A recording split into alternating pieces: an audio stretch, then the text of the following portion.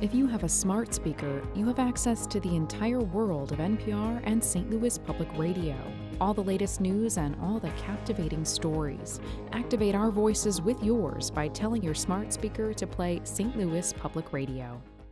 Hi, everybody. This is Jason Rosenbaum, a political correspondent for St. Louis Public Radio. What you're about to hear is an interview I conducted on Monday, October 4th with Chiquita Brooks-LaSure.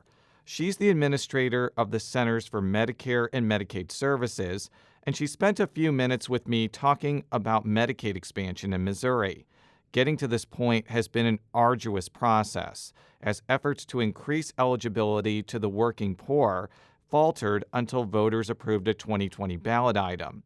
After the Missouri Supreme Court ruled the measure was constitutional, the state started signing up people in the expansion population, which for individuals is roughly $17,800 a year.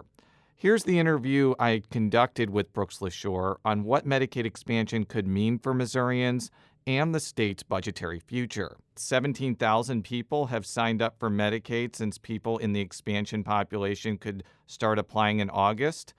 What is the federal government going to do to get more people who are eligible into this program? We are so excited that Missouri has expanded healthcare coverage in the state and expanded the Medicaid program. What we've seen over the last year is that outreach and education makes a huge difference. And so as part of that, we are encouraging everyone to know the rules have changed, that they should go to Missouri, covermissouri.org/help to find out if they are eligible for coverage. And we are strongly working with the state to continue to help get the word out that people can now enroll in coverage. Missouri is going to be getting an estimated $968 million over the next 2 years from a bill known as the American Rescue Plan for implementing expansion. What could the state spend that money on? So the state will be able to, as part of the American Rescue Plan, states now who have expanded coverage get additional funding to cover people. And so the cost to the state for the expansion are really minimal. And so the state can use use the federal funding to actually cover people and encourage and really encourage people to enroll. So, for example, because expansion 90% comes from the federal government and 10% comes from the state, Missouri could hypothetically use the $968 million to pay for the state match. Is that correct? Yes, in the sense of basically 95% of the costs are covered for Missouri. So the money goes straight to covering the newly eligible individuals, and the state doesn't have to put up that funding. One of the reasons why Medicaid expansion took so long to get across the finish line is that Republicans in Missouri have argued that even if it doesn't cost that much on the outset, it's going to be a long-term financial drain on the state.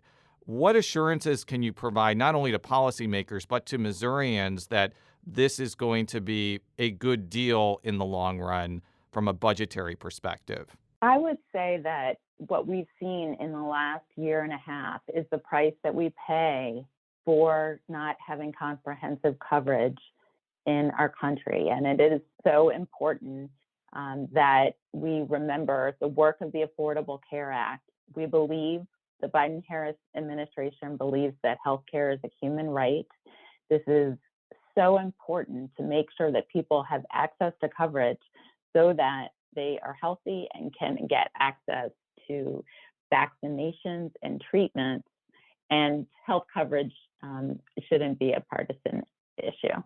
If somebody hears about Medicaid expansion and they eventually sign up, what are going to be some of the benefits that they're going to get compared to maybe the status quo where they don't have insurance? It's such an important question about what Medicaid coverage means. It means things like being able to go to your yearly checkup and making sure that you are getting treated for any underlying conditions. It means having access to care if you have diabetes, access to drugs, access to insulin, access to seeing your providers.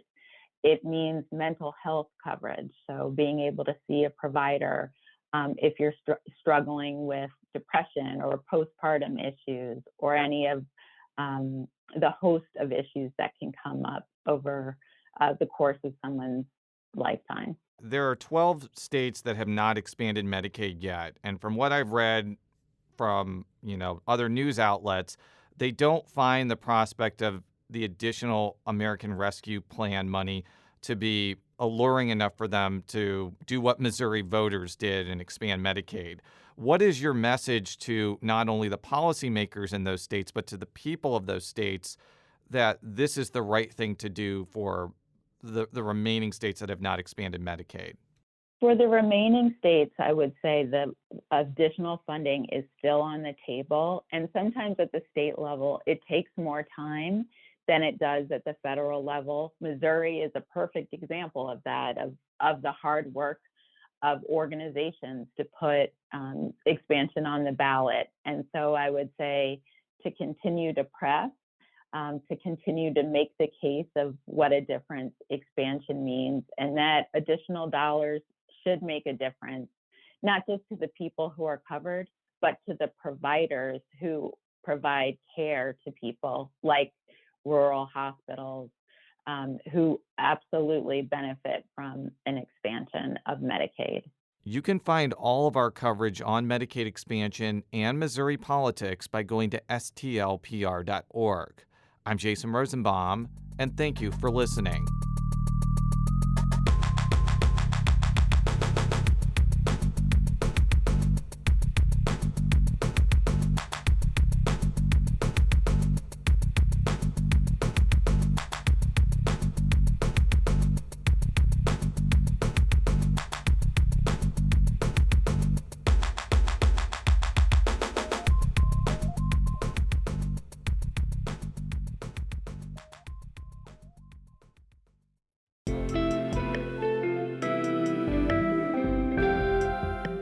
The Gateway brings you the day's news each weekday from around the St. Louis region and the state capitals in Jefferson City. Our schools are accredited.